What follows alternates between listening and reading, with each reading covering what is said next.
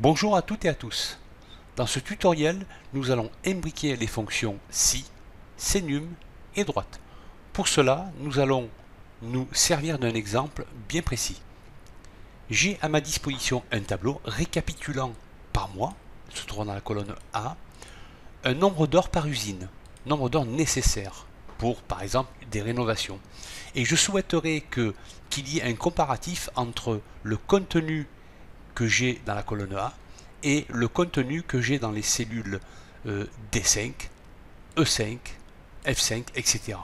Donc, si je fais un comparatif, ici, il y a une transposition, il y a une égalité entre le contenu de la colonne A, c'est-à-dire le mois 1, et ici, mois 1. Le souci, c'est que Excel va avoir du mal à comparer le contenu de ces deux cellules dans la mesure où, dans la colonne A, j'ai des chiffres, et dans le contenu des cellules D5, E5, etc. jusqu'à H5, j'ai du texte. Or, Excel ne sait pas comparer du chiffre et du texte.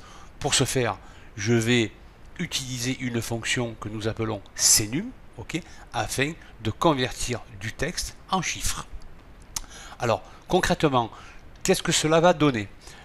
Par exemple, ici, j'ai le mois 1. Et ici, pareil, le mois 1. Donc, le contenu de la cellule C6 ira implicitement dans la cellule D6. Si par exemple je change ici 2, dans la cellule A6 j'ai le mois 2, obligatoirement il y a un croisement avec la cellule E5 et le nombre d'heures se mettra obligatoirement dans la cellule E6. Donc je vais remettre tout de même ici le mois 1 et vous propose d'aller directement dans la feuille 1 afin de construire de A à Z le travail que je viens de vous montrer. Donc dans un premier temps, je vais sélectionner toutes ces cellules, je vais taper égal, je vais commencer par la fonction si. Alors si, je vais commencer aussi par le test de logique bien sûr. Alors si le contenu de cette cellule, c'est-à-dire la cellule A6. Alors attention, comme je vais faire un copier-coller pour toutes les lignes, je vais devoir figer uniquement la colonne.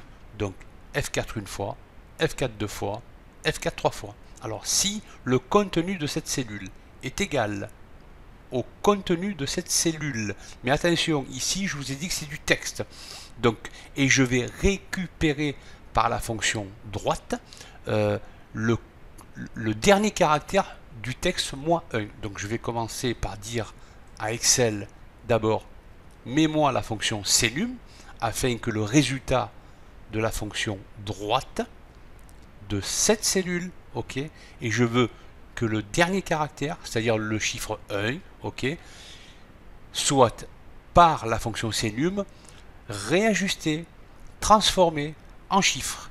Il ne restera pas en texte. Alors si tel est le cas, alors là attention, je vais devoir aussi figer la ligne, donc je vais taper une fois F4, deux fois, c'est ce que je souhaite. Je vais maintenant fermer la fonction droite et la fonction senum. Si cette condition est vraie, point virgule, alors tu me prends le contenu de la cellule C6, c'est-à-dire les 39 que j'ai du mal à voir d'ailleurs. Donc je vais par contre ici figer la colonne et non pas la ligne. Donc F4, une fois, deux fois, trois fois. Alors pourquoi la colonne? Parce que je fais toujours appel à la même colonne, mais avec les copier-coller que je ferai tout à l'heure, je ferai appel à d'autres lignes. Alors, si maintenant la condition n'est pas remplie, ben, tu me mets du blanc. Donc, guillemets, guillemets. Je ferme la fonction si, je fais CTRL entrée pour généraliser, et là, comme par enchantement, le travail a parfaitement fonctionné. Je vais vérifier. Ici, j'ai les mois 1. Ici, j'ai le mois 1. Donc, le nombre d'heures que j'ai ici se met bien dans la colonne D. Je vais à présent me servir de la formule somme. Donc, somme de toutes les heures se trouvant ici. CTRL entrée. Et je vais un petit peu plus élaborer mon travail. J'avais mis dans la feuille 2 une contrainte, je vais faire un copier-coller pour le remettre dans la feuille 1. Voilà. Je pars du postulat suivant, c'est que si le nombre d'heures total est supérieur à 80, je veux que cette cellule soit coloriée en rouge, c'est-à-dire -1, -2, etc.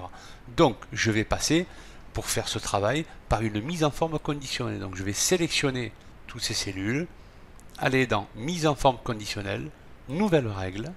Ici, utiliser une formule pour déterminer pour quelle cellule le format sera appliqué. Donc, allons-y. Donc, je vais aller un petit peu plus bas. Donc, ça, c'est-à-dire le contenu de la cellule D24, le total du nombre d'heures du mois, est supérieur à 80. Tu me mettras la cellule en rouge. Je fais OK. Je clique sur OK. Je vais voir si cela a fonctionné.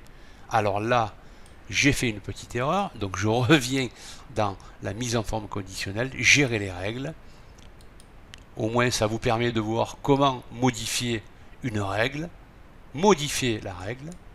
Et ici, en fait, en effet, j'ai laissé les dollars. Il ne faut surtout pas laisser les dollars. Là, je fais toujours appel à la même ligne, mais pas à la même colonne.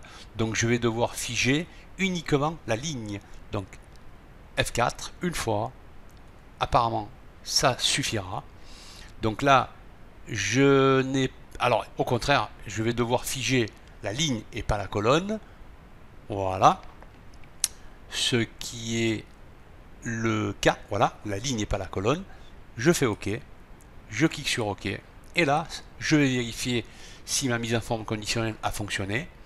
En effet, ici, j'ai plus de 80 heures. Donc, nécessairement, les cellules se mettent en rouge.